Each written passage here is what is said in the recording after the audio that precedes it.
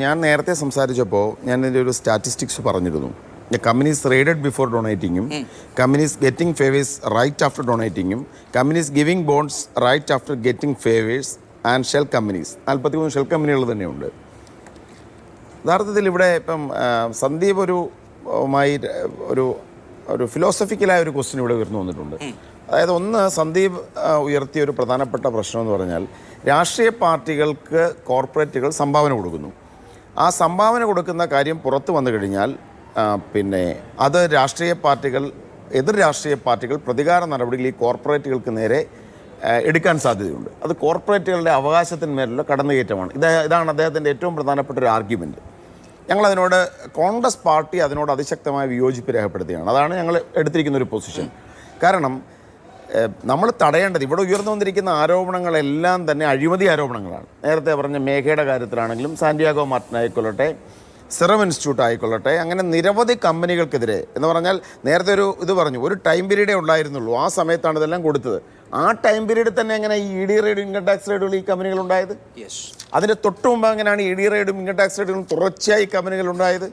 അവർക്ക് നേരെ കേസുകൾ എടുക്കപ്പെടുമ്പോൾ ആ സമയത്ത് ബോണ്ട് ഇഷ്യൂ ചെയ്യുന്ന അതേ ടൈമിൽ റെയ്ഡ് കൊടുപ്പിച്ച് സമ്മർദ്ദം ചെലുത്തി അവരിൽ നിന്ന് പണം വാങ്ങുക. ഇതാണ് അഴിമതി. ഈ ഫാർമ കമ്പനികൾക്കെതിരെ DGGIയുടെ അന്വേഷണം നടത്തുന്ന ഘട്ടത്തിൽ ഇറഗുലാരിറ്റീസ് കണ്ടെത്തിയതിനു ശേഷമാണ്. സ്റ്റാറ്റിസ്റ്റിക്സ് ആണ് പറഞ്ഞത്. ഞാനത് ഓരോ കമ്പനികളായി എടുത്ത് പറയാതെ ഒരു സ്റ്റാറ്റിസ്റ്റിക്സ് ആണ് ഞങ്ങൾ പുറത്തോട്ട് സ്റ്റാറ്റിസ്റ്റിക്സ് ആണ് ഞാൻ പറഞ്ഞത്. അപ്പോൾ അവിടെ ഉണ്ടാകുന്നൊരു പ്രശ്നം അഴിമതിയാണ് എന്നുണ്ടെങ്കിൽ കമ്പനികൾക്കൊരു ഭരണകൂടം ഫേവർ ചെയ്ത് അവരിൽ നിന്ന് പണം വാങ്ങുകയാണെങ്കിൽ അതറിയാനുള്ള അവകാശം ജനാധിപത്യ ഇന്ത്യക്കില്ലേ? ഒരു ജനാധിപത്യ രാജ്യത്തിൽ ആരുടെ അവകാശത്തിനാണ് പ്രാധാന്യം? കോർപ്പറേറ്റുകളുടെ അവകാശത്തിനാണോ?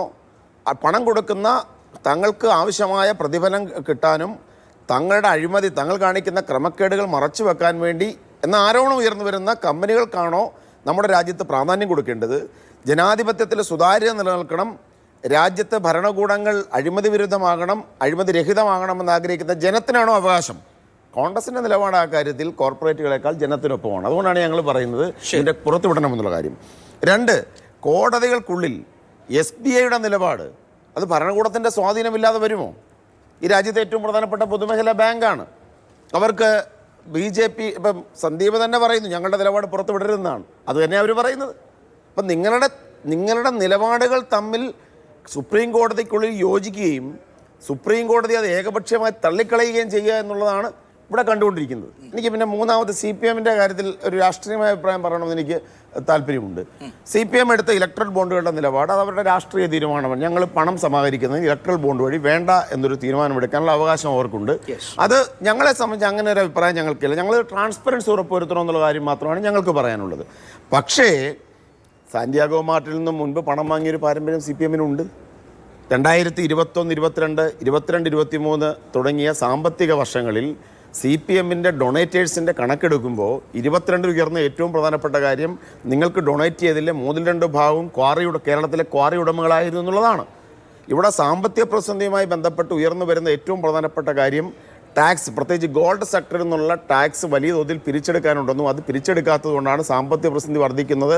നിയമസഭയിൽ ഉൾപ്പെടെ ഉയർന്ന കാര്യങ്ങളാണ്. നിങ്ങൾക്ക് ഡൊണേറ്റ് ചെയ്തതിൽ ഏറ്റവും വന്നതിലൊന്ന് സ്വർണ്ണ വ്യാപാരികൾ തന്നെയാണ്. നിങ്ങൾ കിറ്റെക്സിനെതിരെ ഇവിടെ ചന്ദ്രഹാസം വിലക്കുമ്പോൾ 2020 എന്ന് പറയുന്ന നിങ്ങളുടെ അല്ലെങ്കിൽ എറണാകുളം ജില്ലയിൽ കോൺഗ്രസ് പാർട്ടിയുടെ വോട്ട് ഭിന്നിപ്പിക്കാൻ വേണ്ടി നിങ്ങൾ സൃഷ്ടിച്ചിരിക്കുന്ന ഒരു പ്രസ്ഥാനം, അവരെ നിങ്ങൾ ആക്ഷേപിക്കുമ്പോൾ അവരിവിടുന്ന് കൊണ്ട് തൊഴിലാളികൾക്ക് ആനുകൂല്യങ്ങളൊന്നും കൊടുക്കാതെ നിങ്ങളുടെ സമ്മർദ്ദം കൊണ്ട് ഞങ്ങൾ ഇവിടുന്ന് പോകുന്നു എന്ന രീതിയിൽ തെലങ്കാനയിലേക്ക് മാറുമ്പോൾ നിങ്ങൾ തമ്മിൽ പരസ്പരം കൊലവിളി നടന്നുകൊണ്ടിരിക്കുമ്പോൾ ആ വർഷത്തെ ഏറ്റവും വലിയ ഡൊണേറ്റർ എന്ന് പറയുന്നത് സാബു ജേക്കബാണ്. കിറ്റെക്സ് ആണ് ആ വർഷം CPMന് ഏറ്റവും കൂടുതൽ പണം കൊടുത്തിട്ടുള്ളത്. 30 ലക്ഷം. എന്തുമായിക്കോട്ടെ, നേരിട്ടുള്ള ഇതാണ്, ത്രൂ ബാങ്ക് അക്കൗണ്ടാണ് കൊടുക്കാവുന്നതിലെ ഒരു കാണിക്കുന്ന ഏറ്റവും വലിയ ഡൊണേറ്ററാണ്.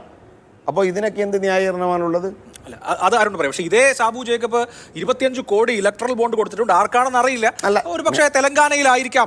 ഇവിടുത്തെ കേരളത്തിൻ്റെ ഒരു പ്രധാന പ്രത്യേകത നമ്മൾ മനസ്സിലാക്കേണ്ടത് ഇവിടെ ഇപ്പോൾ ഈ കാണുന്ന മേഘ പോലെയോ മേഘയ്ക്ക് തുല്യമായിട്ട് ഇവിടെ മറ്റൊരു കമ്പനിയുള്ളൂ. ഏതെന്നറിയാമോ? അഭിലാഷേ, ഞാൻ ഒരു നിമിഷം ഇടപെടരുത് അരുൺ. ചർച്ചയാണ്. അല്ല, ഞാൻ പറഞ്ഞത് മനസ്സിലായി. ഇവിടെ മേഘയ്ക്ക് തുല്യമായി ടെൻഡർ ഇല്ലാതെ കാര്യങ്ങൾ കിട്ടുന്ന ഒരു കമ്പനി ഒരാളെങ്കിലാ. അല്ല ഞാൻ ഇൻഡയറക്റ്റ് ആയിട്ട് പറയുന്നതല്ല. യുണീക് ഇവിടെ സർവീസ് പ്രൊവൈഡറായിട്ട് ഊരാളുങ്കലിനെ തീരുമാനിച്ച ഉമ്മൻചാണ്ടി സർക്കാരിന്റെ കാലത്താണ്. ആയിക്കൊള്ളട്ടെ, ഞാൻ പറഞ്ഞൊരു പ്രധാനപ്പെട്ട ഒരു പോയിന്റ് ഇതാണ്. നിങ്ങൾക്ക് ടെൻഡർ ശരി തന്നെ.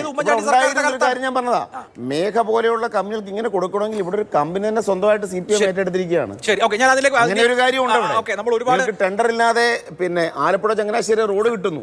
ടെൻഡർ ഇല്ലാതെ ഊരാളുങ്കലിന് കൊടുക്കാമെന്ന് തീരുമാനം വന്നത് ഉമ്മൻചാണ്ടി സർക്കാരിന്റെ കാലത്താണ്. അത്തരം ശരിയാണ്, അത്തരം കാര്യങ്ങളുണ്ട്, അത് നിഷേധിക്കുന്നില്ല.